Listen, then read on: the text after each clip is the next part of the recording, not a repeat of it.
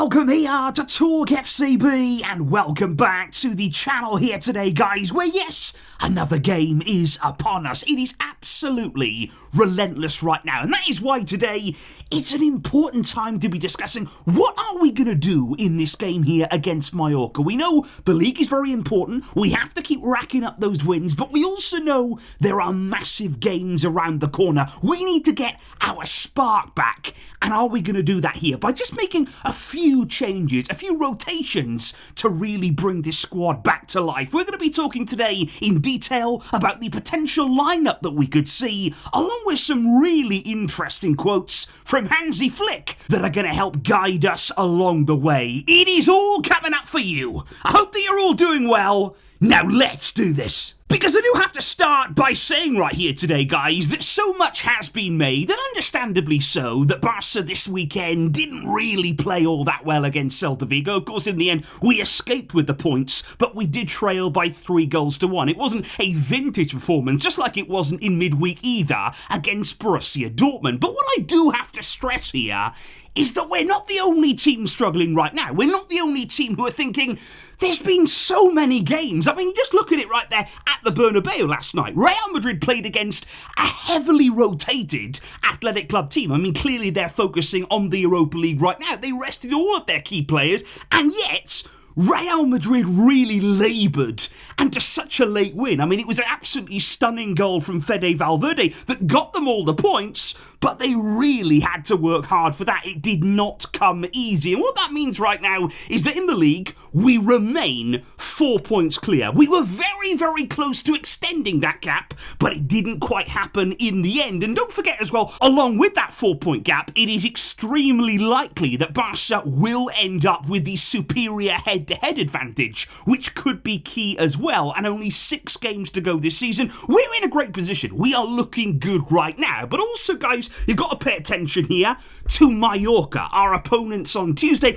They're in 7th right now, and they're having a phenomenal season, it's safe to say. They're firmly in the European hunt. And don't forget as well, La Liga will have 5 teams in the Champions League next season. Mallorca are currently occupying a Europa League spot, which would be absolutely amazing for them. But in the league, we are still looking very, very good. And along with all of that as well, not only focusing on La Liga right now, but also thinking about the Champions League. I've got to say, ever since we've gotten through to the semi-final, ever since we know who we're playing now, all I can think about is Inter. All I can think about is those 2 legs that could see us reach the Champions League final. And that is why I would also point out here today, guys, that again, it wasn't just Barca that was struggling. Inter lost on Sunday. They lost. It was a really surprise defeat there against Bologna by 1-0. They did not play well at all, it's safe to say. They conceded there a 93rd minute goal, and even they were suffering a bit of a hangover there from their midweek meeting with Bayern, of course, getting through in that second leg. These things can happen. Everybody right now is just trying to summon something from somewhere to get through these games, and I would also just wonder if we continue to keep that gap between us and Real Madrid. We are ahead in the title race. You look at Inter though, they are embroiled in such a tight title race with Napoli. They are on the same points as them right now, and I'm wondering, could that give us a bit of an advantage going into our games against them? Because will Inter be able to rotate? Are they going to be able to really shake things up? Because they can't afford any sort of slip up there in the league. So will that really tight title race play into our hands? Watch this space. Because indeed, guys, in order to be in this position, to have this kind of advantage heading into the final games of the season, I think it's important here to recognise what Barca have done. And I think it's a really interesting illustration here of where we picked up our points. Because you can see right there, from games 1 to 12 this season in La Liga, we picked up 33 out of 36 points. So it was really important for us to get straight out the blocks there, to really start the season well, throw down the gauntlet, and watch the rest of them just try and catch up. And then, of course, in the middle of the season, from games 13 to 20, well, we had plenty of slip-ups there. You know, we were just falling away a little bit, having a little bit of catching up to do ourselves in La Liga.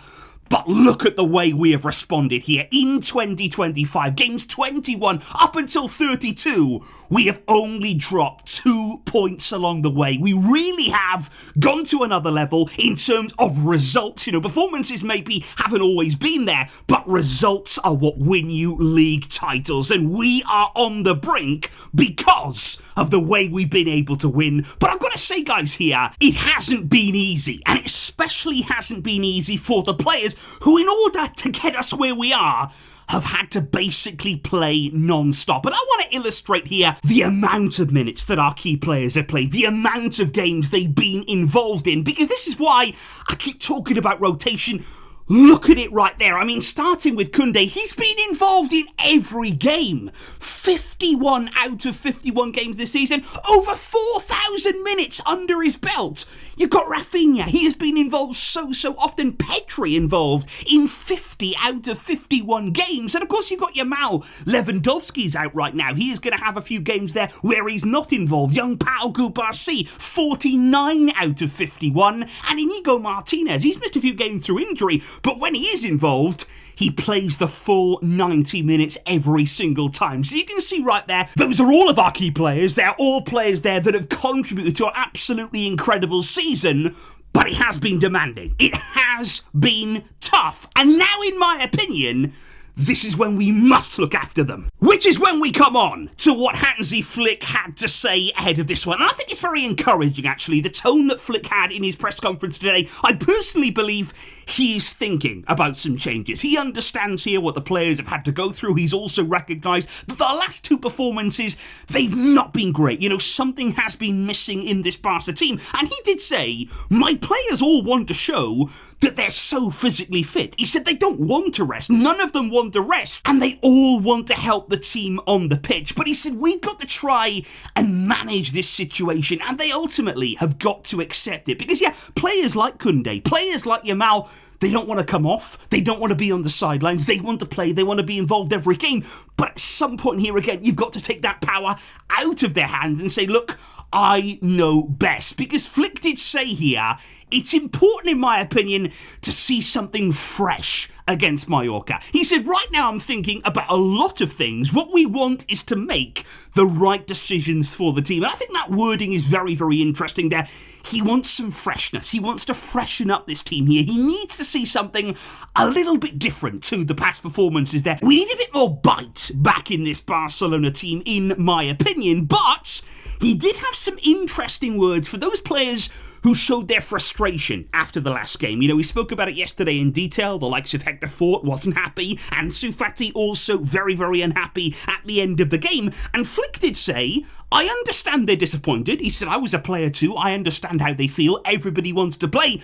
But he did say, I do not understand their reaction. He said, I want to see the right reaction on the pitch when they get their chance to play, but I don't want to see it after a game. I do not want to see that after a match when we have won. So those there were interesting, firm words from Flick. He understands the frustration, he understands their situations, but he still doesn't want to see that. He wants to see the team together, he wants to see the team celebrating wins, and he wants to see reactions only out there on the field. So it's going to be interesting to see whether those players, though, do get their chances. Flick is saying there, look, I want to see that reaction out there. Does that mean they're going to get a chance? Does that mean they'll have their opportunity to fuel and put that frustration out there in their performances? That is something here to keep an eye on ahead of this game on Tuesday. And Hansi Flick also had some really encouraging and really powerful words here for Ferran Torres. He said, look, he's going to be very important for us. He is in great form. He's scoring goals. The number 9 role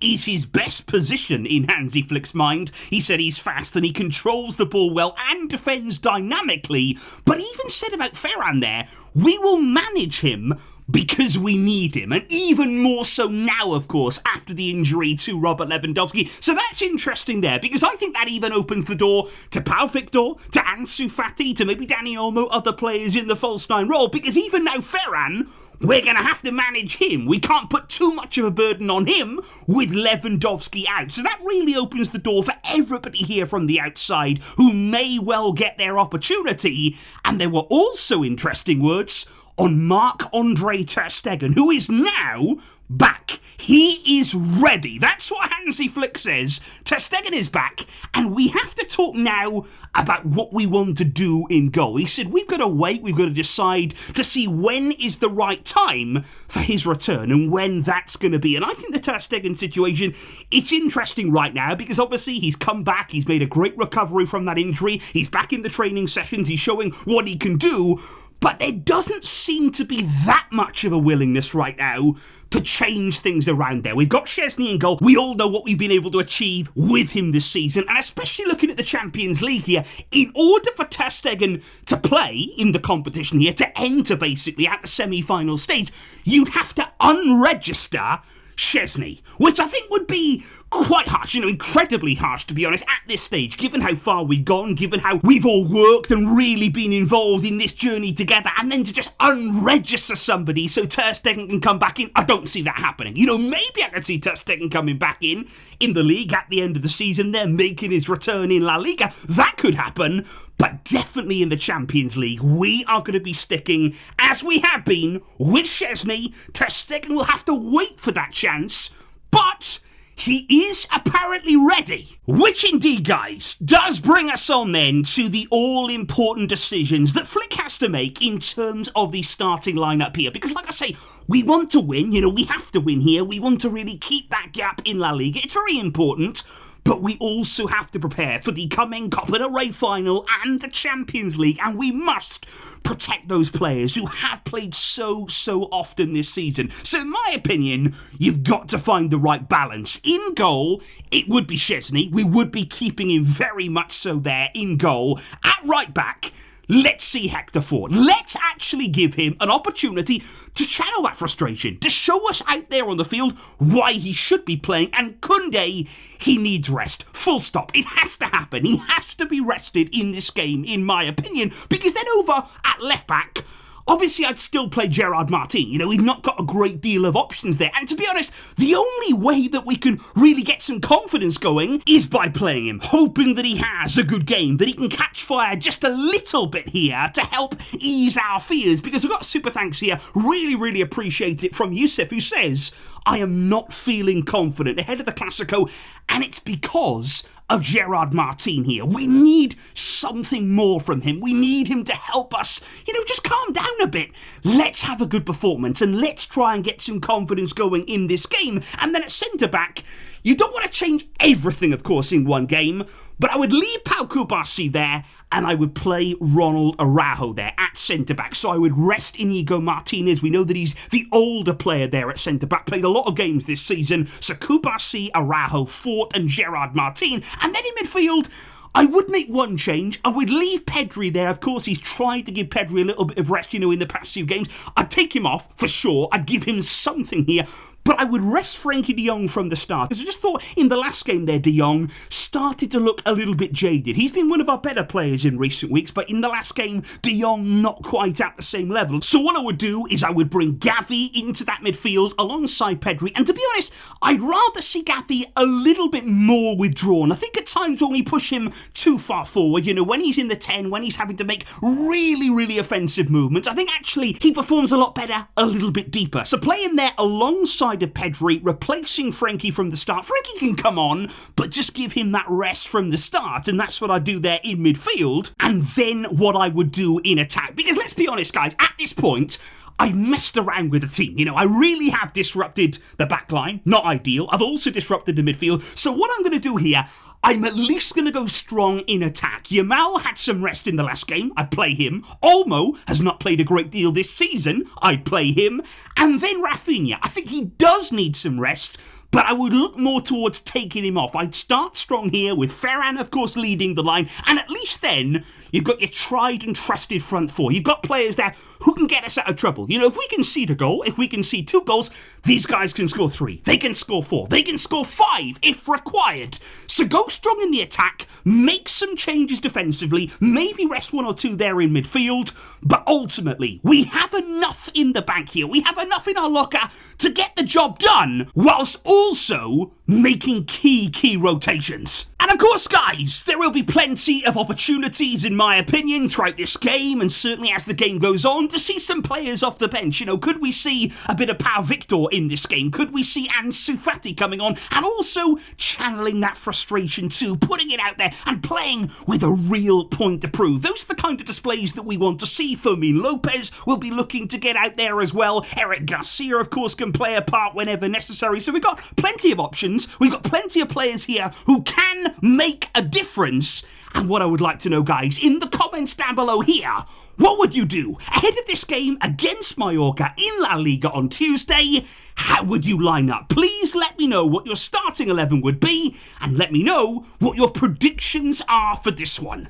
I will see you after the game on Tuesday, when hopefully we have at least maintained our gap at the top.